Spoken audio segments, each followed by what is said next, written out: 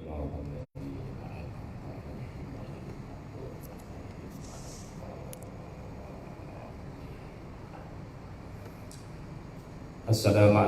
warahmatullahi wabarakatuh. Bismillahirrahmanirrahim. Alhamdulillahi rabbil alamin. Wa afdalus salati wa atammu taslimi ala sayyidina Muhammadin wa ala alihi wa sahbihi ajma'in. Rabbi shrah li sadri wa yassir li amri wahlul 'uqdatam min lisani yafqahu qawli. Subhanaka la ilma lana illa ma 'allamtana innaka antal alimul hakim. Allahumma akhrijna min zulumatil wahmi wa akrimna binuril fahmi waftah 'alaina bi ma'rifatil ilmi wa sahhil akhlaqana bil hilm waj'alna mimman yastami'una al-qawla fayattabi'una ahsana. Allahumma ati nufusana taqwaha wa zakkiha anta khairu man zakkaha anta waliyuha wa maulaha. Allahumma arinal haqqa haqqan warzuqna ittiba'ah wa arinal batila batilan warzuqna ijtinabah. Allahumma anfa'na bima 'allamtana wa 'allimna ma yanfa'una wa zidna ilman wa huda amaba. Alhamdulillah muslimin, hadirin Jumaat yang saya hormati. Hari ini insyaAllah kita menyambung pengajian kuliah Jumaat bulanan menggunakan kitab Kekeliruan Umat. Inilah jawapannya, susunan Al-Fadhil Ustaz Muhaddir bin Haji Jul Hafizahullah Ta'ala wa nafa'ana bihi wa bi'ulumihi fi daraini amin. Kita sampai ke muka 21 ya. Masih lagi bab yang pertama berkaitan tentang tajuk bid'ah. Mohon maaf kalau ada jemaah yang sudah bosan dengan tajuk bid'ah, tak habis-habis tajuk bid'ah. Pengajian macam itulah ya. Ada orang sudah habis, ada orang sudah khatam, ada orang sudah 5 kali khatam, ada orang baru nak mula dengar ya. Jadi kuliah umum memang begitu ya. Yang sudah bosan diharap bersabar, yang baru pertama kali dengar diharap membawa manfaat ya. Kerana tujuan Ustaz Mahathir masukkan bab ini adalah supaya dapat menghilangkan kekeliruan yang ada dalam fikiran sebahagian daripada anggota masyarakat. Antaranya kekeliruan menyangkakan bahawa sesuatu perkara itu tidak boleh kita lakukan semata-mata kerana ianya tidak dilakukan oleh Rasulullah SAW atau tidak disuruh secara khusus oleh Nabi SAW. Barangkali kita pernah berdepan dengan situasi sebegini. Bila kita nak buat satu perkara, ada orang larang, kita kata kenapa? Kata dia Nabi tak buat. Benda macam ni Nabi pun tak pernah suruh buat. Jadi dimasukkan di sini keterangan bahawa melarang sesuatu perbuatan semata-mata alasannya Nabi SAW tak buat atau tidak suruh secara khusus, itu bahkan bercanggah dengan pendirian Nabi SAW sendiri. Jadi dalam agama ini kita nak berpandu kepada cara Nabi, sikap Nabi, pegangan Nabi, bukan yang sekadar mendakwa ikut Nabi, tetapi bercanggah dengan pegangan Nabi SAW. Baik, di muka 1 soalan. Benarkah pernyataan yang mengatakan tidak boleh melakukan perkara baharu jika ianya tidak pernah dibuat atau disuruh oleh Rasulullah SAW, kerana melakukannya bermakna melakukan bid'ah yang dolalah? Nak kata bosan, tapi masih ramai juga yang tidak faham lagi. Dia asal baharu sahaja dianggap bid'ah, dan asal bid'ah saja dianggap sesat. Pernyataan itu tidak benar. Banyak contoh menunjukkan bahawa apabila para sahabat melakukan perkara baharu yang tidak pernah dibuat atau disuruh oleh Rasulullah SAW, baginda sendiri memuji dan mengiktiraf apa yang dilakukan oleh sahabat tersebut. Bila kita terangkan begitu, mungkin ada bangkangan, itu lain Ustaz, itu dah jadi sunnah. Bila Nabi SAW sendiri puji, bila Nabi SAW sendiri iktiraf, itu sudah bukan bid'ah lagi, itu sudah naik taraf menjadi sunnah. Yang kita bincang sekarang ni bid'ah. Baik, orang ini mungkin terlepas pandang untuk faham bahawa memang benar apa yang dikatakan apabila sesuatu perbuatan sahabat itu atau perkataan sahabat dipuji atau diiktiraf oleh Nabi SAW, maka itu namanya sunnah, namanya sunnah takririyah. Sunnah boleh pecah pada tiga. Sunnah fi'liyah, perbuatan Nabi. Sunnah qauliyah, perkataan Nabi. Sunnah takririyah, perbuatan dan perkataan orang lain, tetapi mendapat periktirafan daripada Nabi SAW, sama ada direct Nabi puji atau sekurang-kurangnya Nabi SAW diam, tidak melarang. Jadi betul apa yang dia kata itu betul, tetapi dia terbatas seolah-olah itu sahaja. Padahal itulah menjadi sunnah takririyah daripada Nabi SAW, bahawa satu perbuatan yang tidak disuruh atau dilakukan oleh Nabi SAW masih lagi selari dengan syarak, masih lagi dibenarkan apabila tidak bercanggah dengan mana-mana hukum atau bercanggah dengan mana-mana larangan. Pertama, contoh, ada 10 contoh yang dibawa oleh Ustaz Mahathir dalam kitab ini. Tapi untuk orang yang berniat untuk faham, insya-Allah 2-3 contoh pun sudah memadai untuk dia memahami kaedah ini. Pertama, perbuatan Sayyidina Bilal bin Rabah radhiyallahu anhu yang sentiasa melakukan solat sunat wudu, ataupun boleh juga kita katakan sentiasa melakukan solat sunat mutlak selepas berwudu. Solat sunat mutlak berarti tidak ada sebab khusus. Setengah orang ada sebab dia solat sunat kerana duha, dia sebab dia sunat kerana tahiyatul masjid, dia sembahyang sunat kerana musafir, tetapi ini saja nak sembahyang sunat, itu namanya solat sunat mutlak. Yang ini tidak disuruh secara khusus oleh Nabi sallallahu alaihi wasallam dan juga tidak dilakukan secara khusus oleh Nabi sallallahu alaihi wasallam, tetapi apabila diceritakan amalan ini oleh Sayyidina Bilal bin Rabah radhiyallahu anhu, Nabi memberi indikasi yang positif dengan sabda baginda, inni sami'tu baina yadayya dufana alaika fil jannah. Oh, padanlah. Itulah sebabnya saya itu ada mendengar di hadapan saya derapan 2 selipar kamu di dalam syurga. Ini indikasi bahawa Nabi SAW redha dengan perbuatan Sayyidina Bilal bin Rabah radhiyallahu anhu. Contoh yang kedua, Sayyidina Khubayb bin Adi Al-Ansari radhiyallahu anhu mendirikan salat 2 rakaat sebelum dibunuh oleh musuh. Musuh tangkap beliau dan beritahu, kami akan bunuh kamu. Jadi beliau minta masa untuk salat 2 rakaat. Padahal tidak ada suruhan khusus daripada Nabi SAW bahawa siapa yang akan mati dia solat dulu 2 rakaat, tidak ada. Tapi kan solat sunat tak ada masalah, bila-bila masa boleh dilakukan. Lebih-lebih lagi kalau dah tahu kata nak mati, kan sebaik-baiknya kehidupan kita ni ditutup dengan amal soleh. Antara amal soleh yang bagus adalah solat.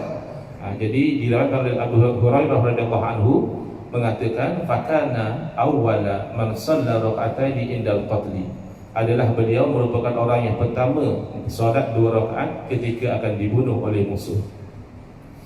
Contoh yang ketiga, sahabat Nabi bernama Rifa'ah ibn Rafi' al-Zuhri radhiyallahu anhu, ketika Nabi SAW menjadi imam, baginda bangun dari rukuk, kita panggil i'tidal, bangun daripada rukuk itu dipanggil i'tidal.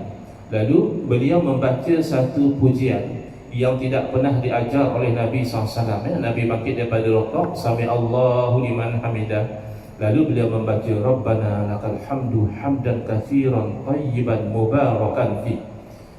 Jadi oleh kerana ini bacaan tidak pernah diajar oleh Nabi SAW. Selesai daripada salat, Nabi bertanya, manil mutakallimu anifa, siapa yang bercakap seperti itu tadi? Akhirnya sahabat itu mengaku. Kalau memang automatik apa sahaja yang tidak pernah dilakukan atau disuruh oleh Nabi SAW itu hukumnya haram, tentulah sebagai seorang Rasul, Nabi akan melarang. Jangan bacaan yang macam kamu baca itu saya tak pernah baca, saya tak pernah ajar. Membaca satu bacaan yang saya tidak pernah baca, tidak pernah suruh, itu haram. Sebaliknya tidak. Apabila sahabat itu mengaku bahawa beliaulah yang menyebut Rabbana lakal hamdu hamdan katsiran tayyiban mubarakan fi, komen daripada Nabi SAW adalah, inni ra'aitu bid'an wa salasina malakan yabtadirunaha ayyuhum yaktubu awal. Sesungguhnya saya telah melihat 30 lebih para malaikat berlomba-lomba, siapakah antara mereka yang lebih dahulu menulis pahala apa yang disebut oleh sahabat tadi. Mungkin timbul persoalan, itu kan zaman Nabi SAW, bolehlah Nabi nampak malaikat, Nabi boleh bagi berita gembira begitu. Selepas kewafatan Nabi SAW, kalau kita baca sesuatu bacaan yang tidak diajar oleh Nabi SAW, Itu siapa yang nak nampak malaikat? Siapa yang nak bagi tahu benda ni okey atau tidak okey? Ini satu persoalan yang valid. Jawapannya adalah apabila berlaku sesuatu perkara yang baharu di zaman kita yang Nabi tidak suruh dan Nabi tidak lakukan secara khusus, maka itu menjadi tanggungjawab para ulama untuk menyelidik hukumnya sesuai dengan peranan mereka. Al-ulama'u warasatul anbiya. Ulama adalah pewaris kepada para nabi, bukan harta, bukan dinar, bukan dirham, tetapi mewarisi ilmu para nabi. Contoh mudah yang berlaku di zaman kita adalah perbuatan menyuruh orang yang salat berjamaah solat secara jarak-jarak masa PKP dahulu. Ini satu perkara yang Nabi SAW tak pernah buat dan Nabi tidak pernah suruh, dan bahkan bercanggah dengan suruhan Nabi SAW yang mengatakan bila kita salat berjamaah, kalau ada ruang penuhkan. Tiba-tiba kita terbalik, imam pula yang pesan. Masih ingat kan? Masih baru lagi imam kata mohon jemaah jaga penjarakan sosial 1 meter, 1,5 meter. Ini yang bid'ah. Tetapi ulama kaji apa sebab? Oh, ada keperluan, ada mudarat, kalau hampir boleh laku jangkitan, ini membahayakan nyawa, itu dan ini. Makanya pada masa itu mufti-mufti kita tidak ada yang melarang. Bukan kerana benci kepada sunnah Nabi SAW, tapi kerana memahami agama ini secara luas, bahawa menjaga nyawa, menolak mudarat, itu termasuk sunnah Nabi SAW. Seorang sahabat membaca doa iftitah, contoh yang keempat. Ini juga tidak pernah diajar oleh Nabi SAW. Selesai daripada takbiratul ihram, dia membaca doa iftitah. Istilah Nabi SAW melarang atau mengeji. Ada perbuatan-perbuatan yang dilakukan oleh sahabat Nabi tegur, tak kena macam itu. Bahkan ada yang sampai Nabi SAW mengatakan, man wariba an sunnati falaysa minni. Siapa yang asing daripada sunnah saya, tak suka pada sunnah saya, itu bukan daripada golongan saya. Ada. Kenapa? Kerana itu tidak sesuai dengan ajaran agama. Ada yang tak mahu kahwin dengan alasan nak beribadah, ada yang kononnya tak mau tidur malam kerana nak beribadah, ada yang kononnya nak berpuasa, tidak mahu berbuka. Itu bukan anjuran agama. Tetapi yang tidak bercanggah, Nabi puji. Nabi bersabda, laqad ra'aitu abwabas samai futihat laha. Saya telah nampak pintu-pintu langit dibuka bagi menerima doa tersebut. Kemudian lebih jelas bahawa kayu ukur bid'ah bukan soal ianya bid'ah dalam urusan dunia atau agama. Kita faham ada kawan-kawan kita, saudara-saudara seagama kita yang berpendirian bahawa memang ada bid'ah, perkara baru yang boleh, tetapi itu hanya menyangkut urusan dunia. Guna telefon kah, buat rakaman video kah, guna Facebook kah, WhatsApp kah, itu memang bid'ah, perkara baharu. Tapi perkara baharu urusan dunia, jadi tidak masalah. Tidak begitu. Dia bukan soal dunia atau agama. Dunia juga kalau baharu dan bercanggah dengan syarak, tak boleh. Syaratnya tidak boleh bercanggah dengan syarak. Agama juga sama. Jadi di zaman Nabi SAW, ada sahabat yang melakukan perkara baharu dalam urusan agama, urusan ibadah, iaitu urusan salat. Imam di Masjid Quba sentiasa membaca suratul Ikhlas pada setiap rakaat. Contoh, dia jadi imam sembahyang Jumaat, nanti dia baca Fatihah, kemudian selesai Fatihah dia baca Qul Huwallahu Ahad sampai habis, kemudian katakan dia baca Wadduha. Rakaat kedua Fatihah, Qul Huwallahu lagi sekali, kemudian Alam Nashrah. Itu amalan dia. Pertama, Nabi SAW tak suruh begitu. Yang kedua, Nabi SAW sendiri tidak amalkan begitu. Yang ketiga, makmum tidak suka. Makmum tak gemar dengan cara imam. Jadi makmum jumpa dengan imam, bagi cadangan, imam pilih satu. Kalau nak baca Qul, cukup Qul, jangan lagi baca surah. Kalau imam memang nak baca surah, dah baca surah saja, jangan baca Qul lagi. Jadi imam rupanya bab itu dia tegas. Dia kata, kamu pun pilih satu je lah. Kalau kamu nak saya jadi imam, macam tu cara saya. Kamu nak macam-macam, nanti imam lain. Akhirnya diadukan kepada Nabi SAW. Kerana mereka suka imam ini, cuma mereka tak suka cara yang kuat setiap rakaat.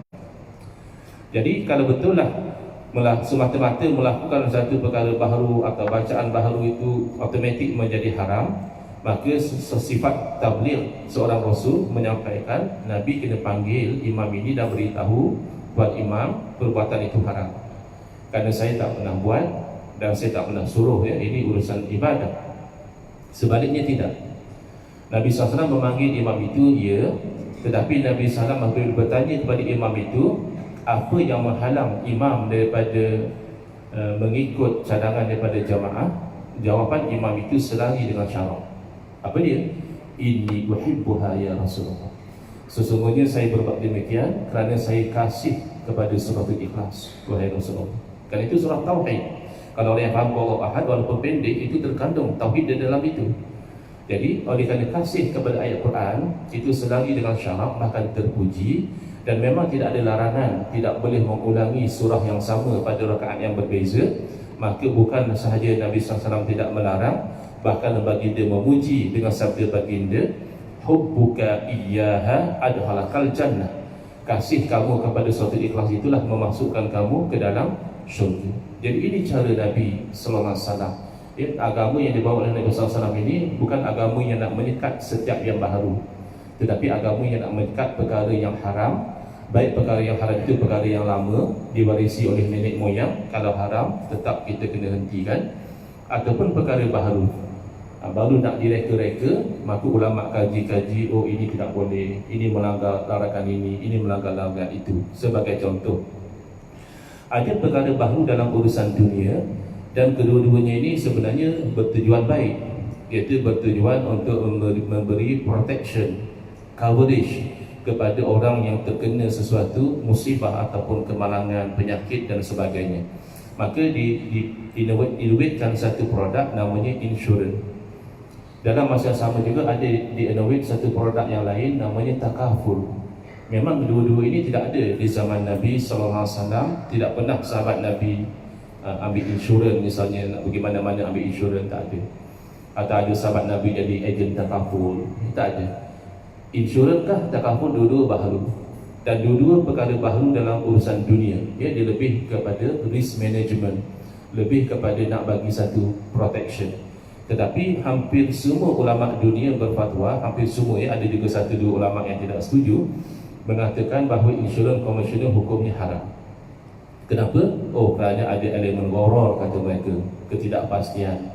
Ada elemen riba, beri sedikit dapat lebih. Bahkan ada juga yang berpandangan ada elemen maisir, sepertinya perjudian, nasib, siapa dapat apa itu nasib. Habis takaful takkan sama juga. Takaful juga tak pasti, kan kita bagi berapa dapat berapa, ya. Ada dalam polisi, tapi ada orang baru bayar 2-3 bulan dapat. Ada orang dah bertahun contribute tak jadi apa-apa, tak dapat apa, ya. Kan sama juga. Tapi kata pada ulama, takaful tak mengapa, kerana dia akad tabarruk, dia charitable contract. Whereas insurance dia akad muawadat, dia ada consideration from both sides. So syarat dia berbeza. Poin dia adalah, dia bukan soal baharu urusan dunia atau baharu urusan agama. Yang didapati bercanggah dengan syarak dihukum haram, yang didapati tidak bercanggah dengan syarak tidak dihukum haram.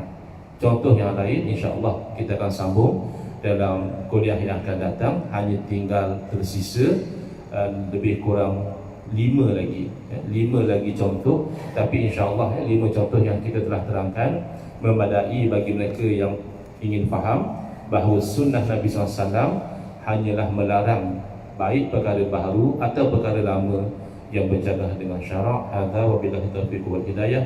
Wassalamualaikum warahmatullahi wabarakatuh. Bismillahirrahmanirrahim. Alhamdulillahirabbil alamin. Wassalatu wassalamu ala asyrafil anbiya'i wal mursalin wa ala alihi wa sahbihi ajma'in. Allahumma shrah sudurana wa ahsin akhlaqana wa azim ujurana wa nawwir qulubana bi nuri hidayatika kama la taqada bi nuri syamsika abadan abada bi rahmatika ya arhamar rahimin. Walhamdulillahirabbil alamin.